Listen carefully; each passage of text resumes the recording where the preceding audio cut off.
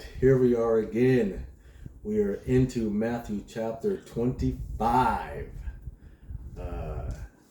Yeah, it's going to be another good read, I think. Kind of continues on what we were talking about last time. What's going on here? Should see how long the next two chapters are. Oh, they're super long. Mm-hmm. On those chapters, you know who's reading. Or maybe a part 1, part 2. Yeah. I'll have to retire. 75 verses. That's crazy. Yeah, that's real crazy. That's a lot of reading for you. Anyway, so let's get started on Matthew chapter 25. Do you have anything you want to say? You want to connect it from what we read last time like you normally do, or are you good this time? Oh, sure. In Matthew 24, we were reading about when Jesus and his disciples, they had departed from the temple and they had asked him 3 questions. They had asked him, because he had told them that he had told them that there wouldn't be one stone left on another and that the temple would be thrown down. And the disciples asked them, when shall these things be? What shall be the sign of thy coming and of the end of the age, or end of the world? The word world is translated to age. And then Jesus basically answers all 3 of those questions in Matthew 24, and it continues on. 25 is just a continuation of chapter 24. Cool. All right, I will start off. You good? So you're going to read to 23? We'll see. What? Oh, We'll longer? We'll awesome. see. We'll see. All right. You just do the whole chapter. Anyway. Then shall the kingdom of heaven be likened unto 10 virgins which took their lamps and went forth to meet the bridegroom. Okay, so I have to pause immediately right there, because if we back it up a few verses and we remember what the last things that Jesus had said, let's see here. Dun, dun, dun, dun, dun, dun. He talks about his second coming. He talks about when he's coming back, and it says, immediately after the tribulation of those days, in verse 29, shall the sun be darkened, and the moon shall not give her light, and the stars shall not fall from heaven, and the powers of heaven shall be shaken. And in verse 30, it says, then shall the sign of the Son of Man appear. Then shall appear the sign of the Son of Man in heaven. And then shall all the tribes of the earth mourn, and they shall see the Son of Man coming in the clouds of heaven with power and great glory. Now, prior to this, him talking about coming, I don't see any disappearances or anything like that. Did you see any in that? Yeah, I did. I don't see any in there where there's a moment where people are caught away or raptured or anything like that. So I just, I'm taking the word for what it says, and it says immediately after the tribulation of those days, verse 29, verse 30, then shall appear the sign of the Son of Man in heaven, and he's coming in the clouds. And then verse 31 says he'll send his angels with a great sound of a trumpet, and we know elsewhere it says the last trumpet shall sound. Anyways. And if you need to know where the trumpets are, of course, they're in the book of Revelation, which is the book that is the revelation of Jesus Christ, the revealing of Jesus Christ, his second coming. But he goes on and says that he will send forth his angels, and they, with a great sound of a trumpet, and they shall gather together his elect from the 4 winds, from one end of heaven to the other. So he gives this whole description, and then he says, learn the parable of the fig tree. And then he even goes on, he talks about the days of Noah. He talks about 2 shall be in the field. This is what those days are going to be like. 2 are going to be in the field, one's going to be taken, the other left. 2 women grinding at the mill, one's going to be taken, the other left. And then he tells us in verse 42, watch. Therefore, for you don't know what hour your Lord comes. Like, we'll know the times and seasons, but we won't know the hour. And I find it interesting because in verse 43, he says, but know this, if the good man of the house had known in what watch the thief would come, he would have watched and would not have suffered his house to be broken up. Therefore, be you also ready, for in such an hour as you think not, the Son of Man cometh. And then he goes on talking about who is good, or who is the faithful and wise servant, and gives another parable about his coming and what it's going to be like. So it's interesting to me that chapter 25 starts out this way, because he says, then shall. So he's saying, so here he is, he's come, and now we're going to see what it's going to be like when he's here. Go ahead. I'm sorry, Isaac. I know that was long, but I'm trying to bring them together because they belong together, and they go, and it flows. Like, the Lord is speaking, and he's telling us some things, and he's trying to make it as clear as possible for us. I mean, the book of Daniel, God let Daniel know that the things that he saw were for the people at the time of the end, not for him. So we are that people, so we can actually understand it. Go ahead, hon. I'm sorry. And 5 of them were wise and 5 were foolish. They that were foolish took their lamp and took no oil with them. But the wise took oil in their vessels with their lamps. While the bridegroom tarried, they all slumbered and slept. And at midnight there was a cry made, Behold, the bridegroom, go ye out to meet him. Then all those virgins... The bridegroom cometh, go ye out to meet him. Is that, what did I say? Just the bridegroom? Oh. Then all those virgins arose and trimmed their lamps. And the foolish said unto the wise, Give us of your oil, for our lamps have gone out. That's like a full example of not being prepared and not being ready for, like you just read. You know, he said if the guardsman or the husband would have been prepared to guard his home, then he would have guarded his home. Yeah. Just like them, they should have been prepared with extra oil, because you didn't know the time he was coming, so therefore it made you unprepared, because you slept. Well, and it's interesting because we will know the season. Jesus said, Well, they over know here, the season. I've told you before. They know the season, obviously. They got their lamps, all that stuff ready. That is true. It's just the fact that they slept, thinking they're going to have enough oil to wake up, or he might come during the night, everything will be okay. Yeah. But the point of the story is like, no, be ready no matter what. Have extra stuff prepared, because you don't know. You think you know, but you don't know. Anyway, on to those lamps going out. But the wise answered and saying, Lest there be not enough for us and you, but go ye rather to them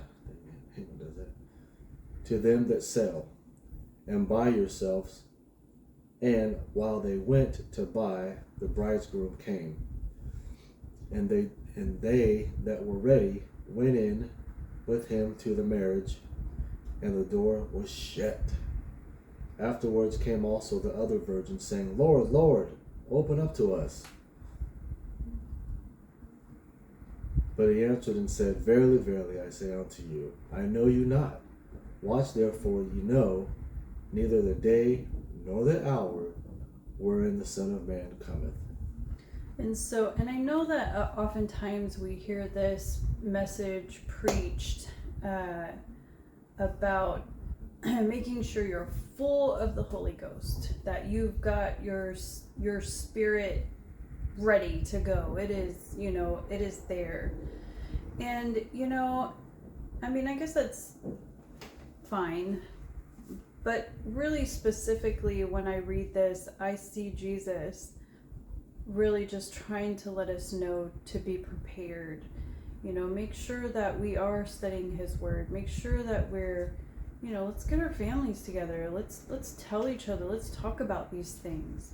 The promises are given. The prophecies, the Scripture says, are given for war. I mean, we can battle this way. We know that He's coming. We have a promise, and we can understand it. And so, let's make sure that our wicks are trimmed and that we've got this. We've got this in our heart. We've got this in our mind. And, I understand this is a very controversial subject. People like to argue about it and debate. I mean, it's not a salvation issue, so I don't see why we get so hot-headed about it, but apparently we do. But anyways, the bottom line is, regardless of what you believe, just be ready. I mean, let's just make sure the wicks are trimmed and the oil is full, and let's go. You done? I'm very passionate about this subject. Okay. It is one of my favorites. It's been my favorite since I was 8 years old. You think you had coffee or something? Exactly. It's my favorite. For the kingdom of heaven is as a man traveling into a country who called his own servants and delivered unto them his goods. And unto one he gave 5. We were just talking about this at work. And on the one he gave 5 talents. So I'm sorry. The word kingdom of heaven is actually omitted from the original text. It's not even there. You're right. So if we were reading this in the original text, it would just say, for as a man. Yeah, so we're just going to get another likeness. Yeah. So not necessarily to the kingdom of heaven, but he said, then shall the kingdom of heaven be like unto 10 virgins. So we're looking at like another situation, same as what we read in verse 1. Mm-hmm. Okay. Were you at 15? And unto one he gave 5 talents, to another he gave 2, and to another 1, to every man according to his several ability. What is that?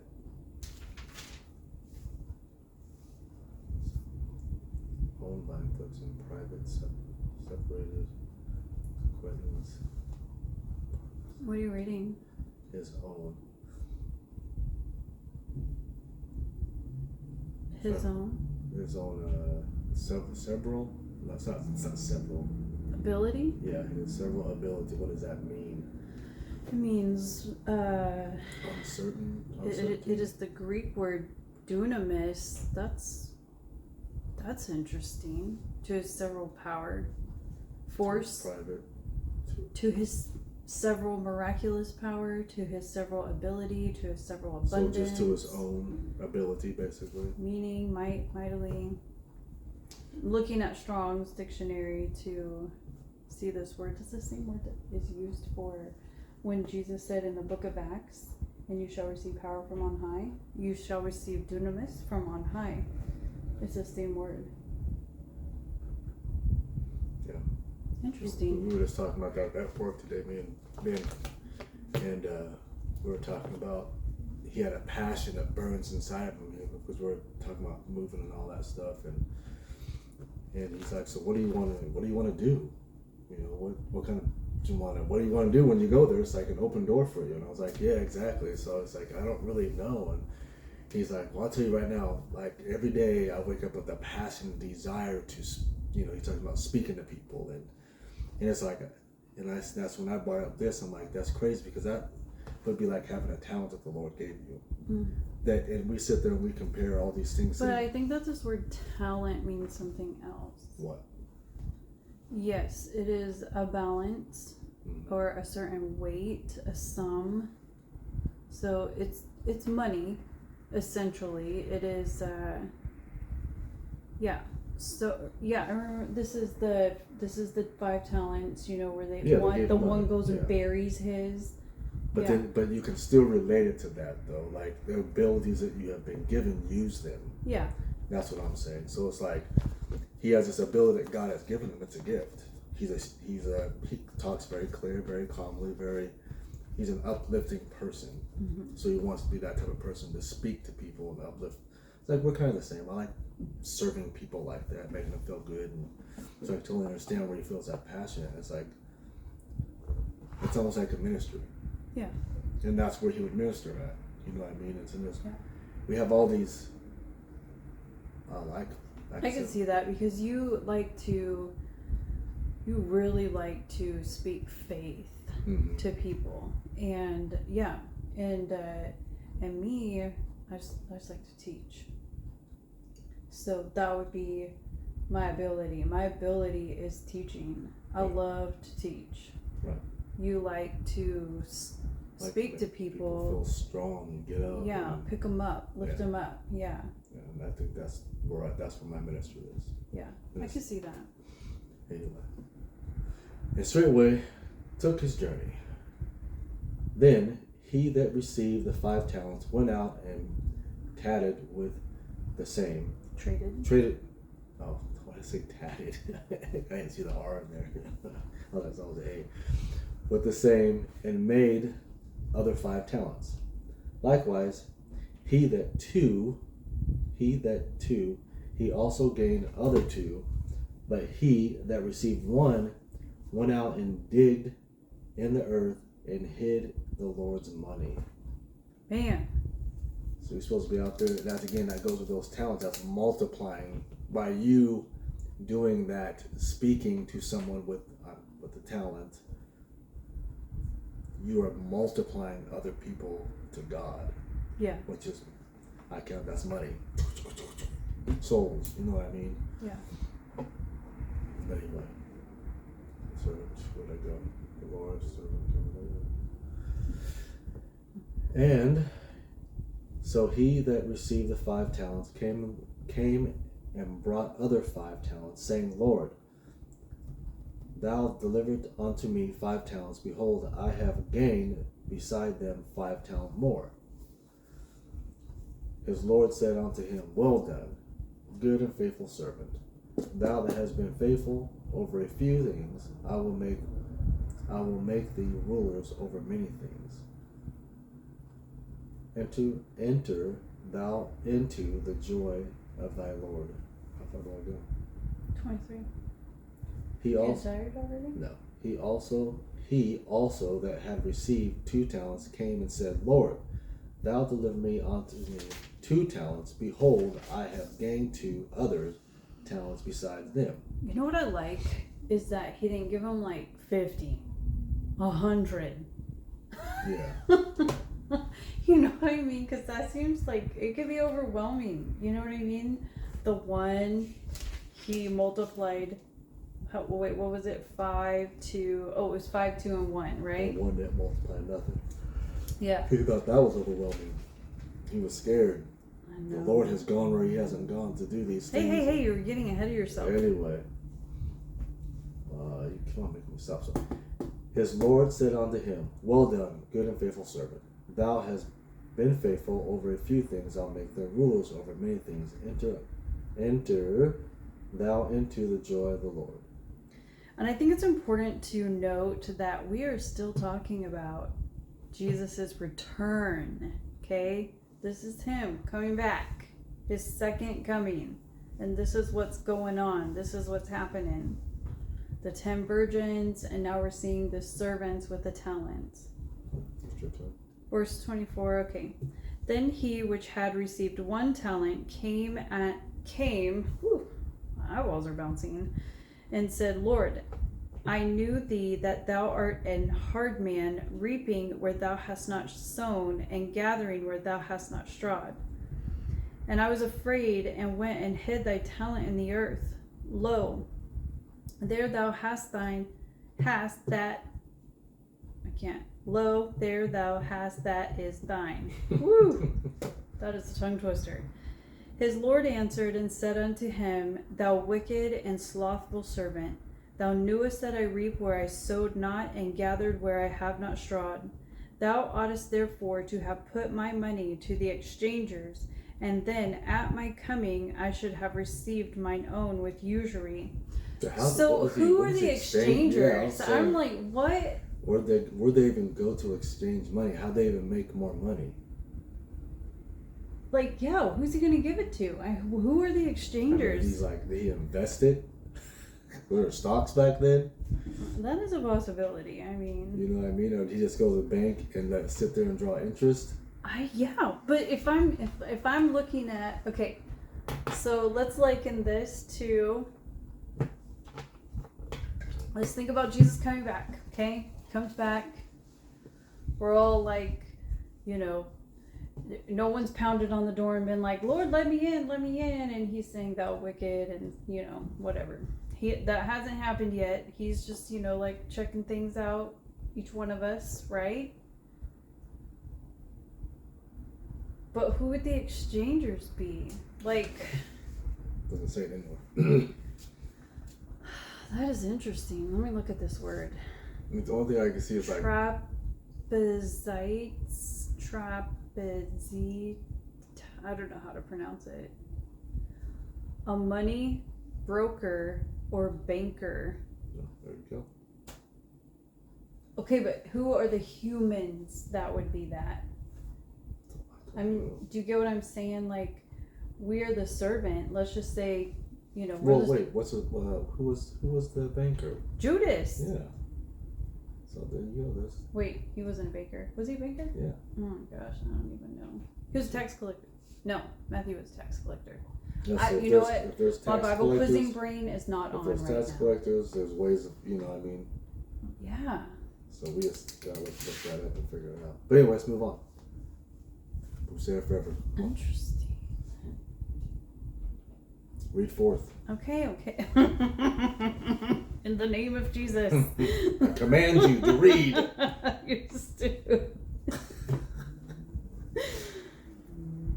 Take therefore the talent from him, and give it unto him which hath 10 talents.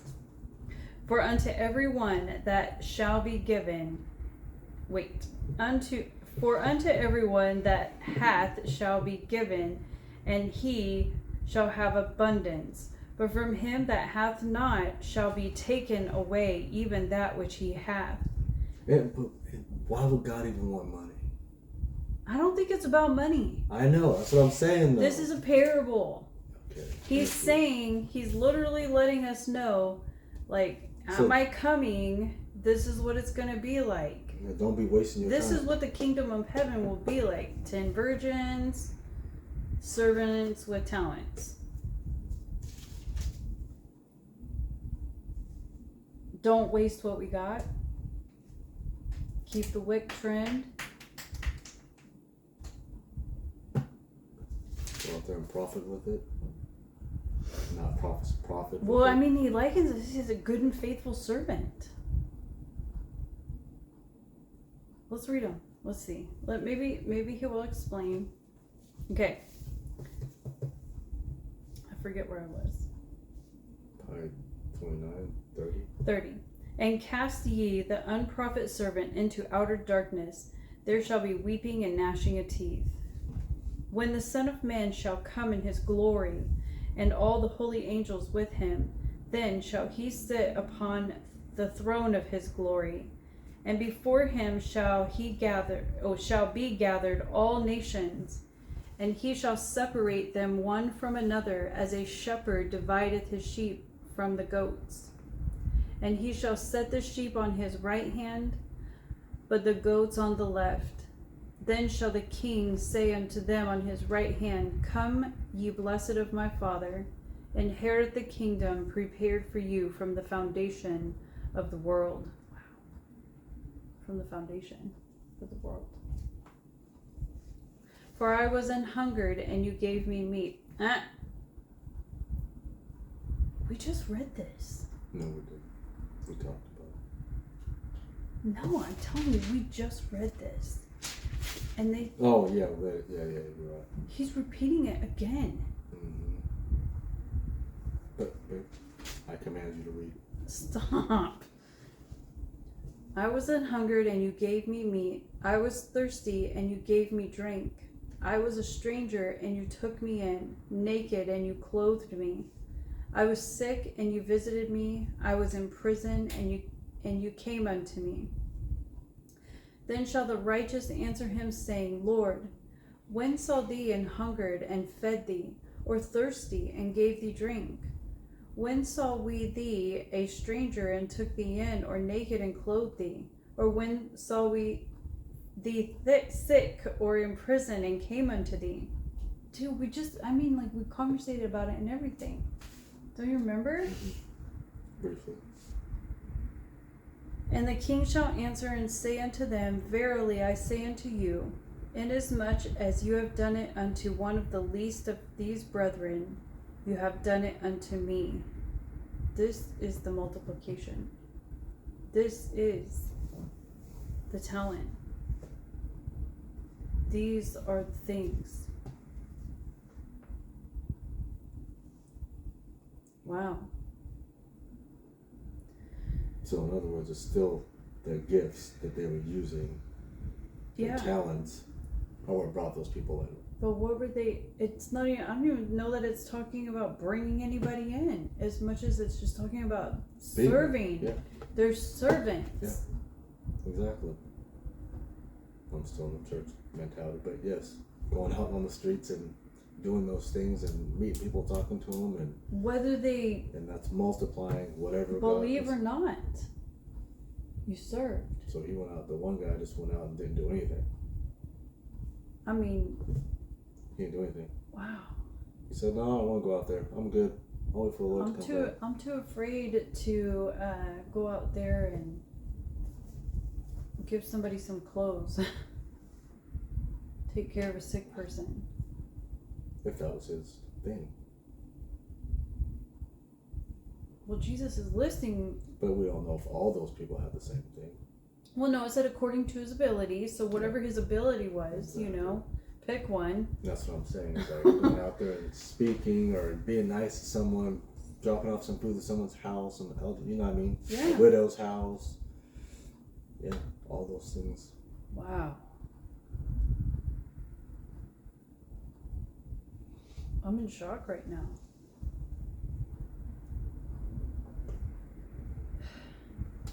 It's good.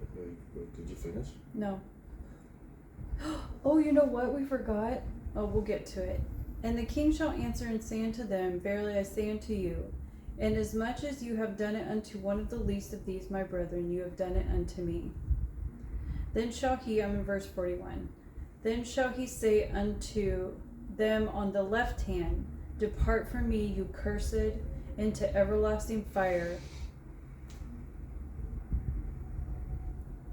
Into everlasting fire. Prepared for the devil and his angels. Well, there it is. Remember that discussion? I need to underline this. For I was an hungered, and you gave me no meat. I was thirsty, and you gave me no drink. I was a stranger, and you took me not in. Naked, and you clothed me not. Sick, and in prison, and you visited me not. Then shall they also answer him, saying, Lord, when saw we thee and hungered, or athirst, or a stranger, or naked, or sick, or in prison, and did not minister unto thee? Minister. Minister is literally the word servant. Then shall he answer them, saying, Verily I say unto you, inasmuch as ye did it not to one of the least of these, you did it not to me. And these shall go away into everlasting punishment, but the righteous unto life eternal. So remember last time when we did chapter 24, it's been a while because we were gone, and anyways, remember we didn't get the last part. You didn't? Yeah, the video cut us off at like 44 or something. Yeah. We read it, but it didn't go on the video. Yeah, exactly. I think what happened, my phone did something, I don't know. So, just to back up, because I said a lot in the beginning about 25, but if you were following, the last one we didn't even finish 24. So just really quickly, starting in verse 45, in chapter 24, it says, Who then is a faithful and wise servant, whom his Lord hath made ruler over his household, to give them meat in due season. Blessed is that servant whom his Lord, when he cometh, shall find so doing. Verily I say unto you, that he shall make him ruler over all his goods. But, and if that evil servant shall say in his heart, My Lord delayeth his coming, and shall begin to smite his fellow servants, and to eat and drink with the drunken, the Lord of that servant shall come in a day when he looketh not for him, and in an hour that he is not aware of, and shall cut him asunder, and appoint him his portion with the hypocrites. There shall be weeping and gnashing of teeth, which I think just kind of speaks to what we just read also. Wow. Just like those virgins, they were sleeping. Eyes were closed. Yeah. I think that's a big one right there. It's like we can't walk, especially this day and age, we can't walk around with our eyes closed anymore. We really gotta look up at the sky and be aware of what's coming, because something is definitely coming. And I think that Jesus is definitely coming. I think that wick is the word. You know. Yeah. They lit it, and they can see it. They can see clearly. They're not blinded by anything. They can see through the night, or whatever it may be, because they were awake and prepared. The other ones were asleep. That's crazy. Wow. That's crazy. Because today's day and age where there's a lot of people waking up. They were spiritually asleep. Yeah, exactly. Yeah. Well, even mentally, even physically asleep. They're sleeping, exhausted. True. Whatever it may have been, but the other ones were like, no, I'm gonna put some staples and make sure that my eyelids stay open because I want to be prepared. Seriously though, you do what it takes. You do. And you know what, even in there's days where, I don't want to pray, I don't read my Bible, and life sometimes just comes along and it's just like, I just want to just go with the flow and not think about anything and escape all the things that are just going on and happening, and so it's a battle. Yeah. You have to fight your flesh to not give up, to not just go to sleep and say, I don't want to do this right now. That is true. 100%. Like, I'm struggling. Just getting to do this was a struggle. We've been talking about for how long? True. Yeah. You know what I mean? And Yeah. it's just not happening. So it keeps you awake when you read the Word of God. It keeps you alert. So I agree. that's our alarm clock. True. So that means you better make sure you get plenty of rest while you can. And don't stress so much, make your cortisol levels rise. Then you won't be able to wake up when it's time to wake up. So take care of yourself. I was going to go deeper, but I noticed you give me that look like you're talking about fitness right now, really. Hey, it all goes hand in hand. Yeah, what's that saying that you got right now? Without resistance? Yeah, yeah. Is that without resistance there can't be growth. There has to be resistance for you to grow. Hey, you know what that makes me think of? It makes me think of when the Israelites were in bondage in Egypt. Mm-hmm. And I believe it's Exodus chapter 3, somewhere in there, where it says, the more they were oppressed, the more they multiplied. Yeah, exactly, because they were pushing through like, you can't do this to us. So it's like their spiritual muscles were just getting bigger and bigger and bigger. That's why I say, like, with life in general, it's like... So much so that Moses came. Yeah. So in those times you feel all that friction, you're frustrated, you're irritated, that's when you know you're where you're supposed to be. Wow. If life is just simple and easy, then you're asleep like the virgins were. There's no issues. Without tribulation. Yeah. Where does it say that? The kingdom of heaven. It says something like the kingdom of heaven cometh but by tribulation or something like that. I cannot remember. Let's look here. Kingdom and tribulation.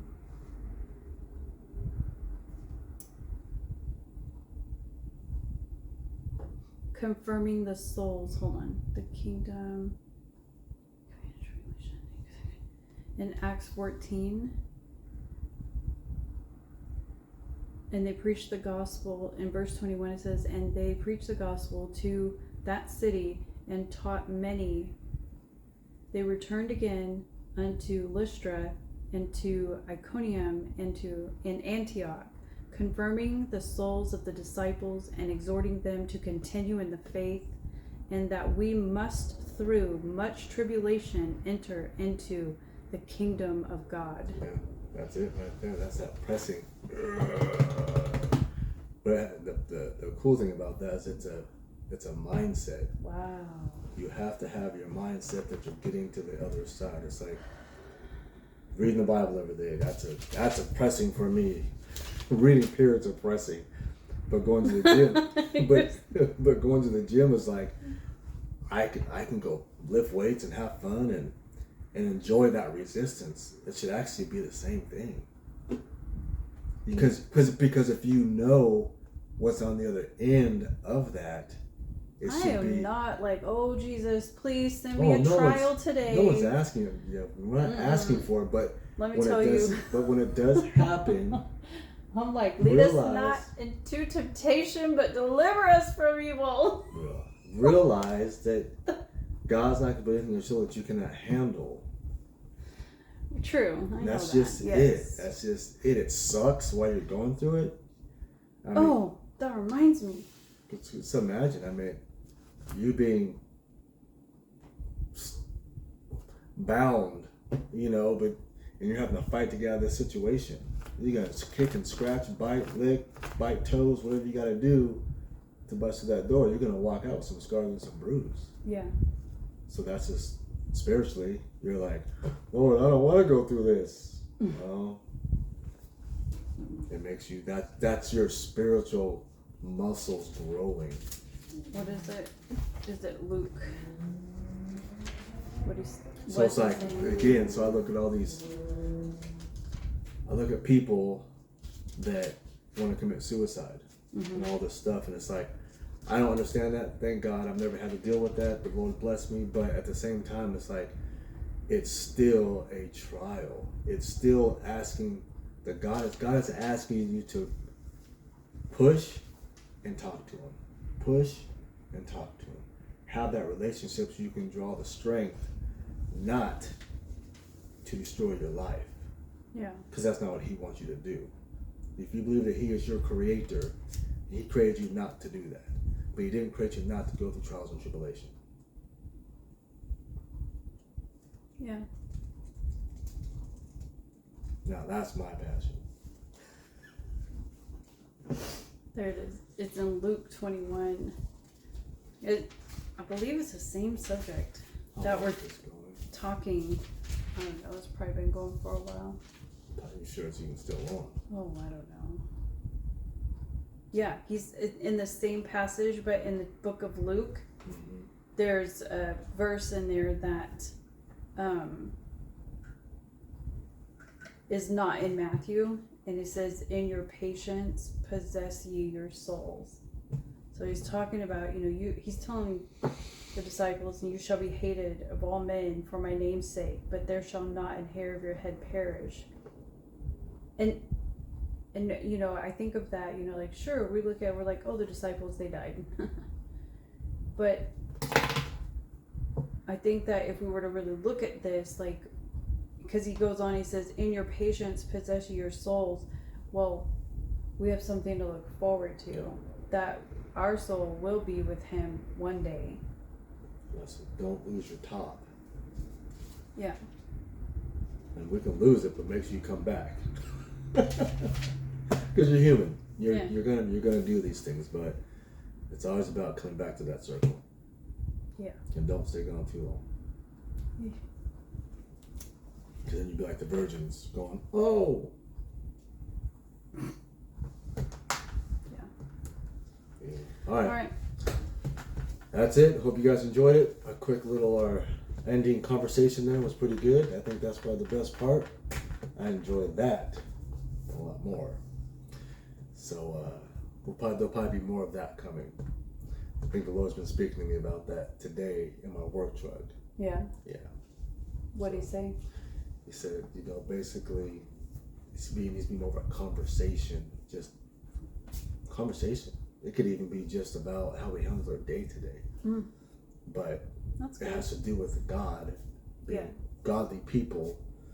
How'd your day go today? Oh, or how'd you interact with so and so? Or I think that's what ministers to people. I'm not saying just as a minister, but it's like a reality show. Kind of, sort of. It draws people in. And it lets them know that they're not alone. But these are godly people going through godly things in the world that they're in. Yeah. People draw strength from that. I like the word. I like the word too. I like to study. Because you're a teacher. Yeah. It's amazing. So I'll use my several ability, and you can use your several ability. Yes. Sounds great. God bless you guys. Have a great night. I'm going to bed. Not yet.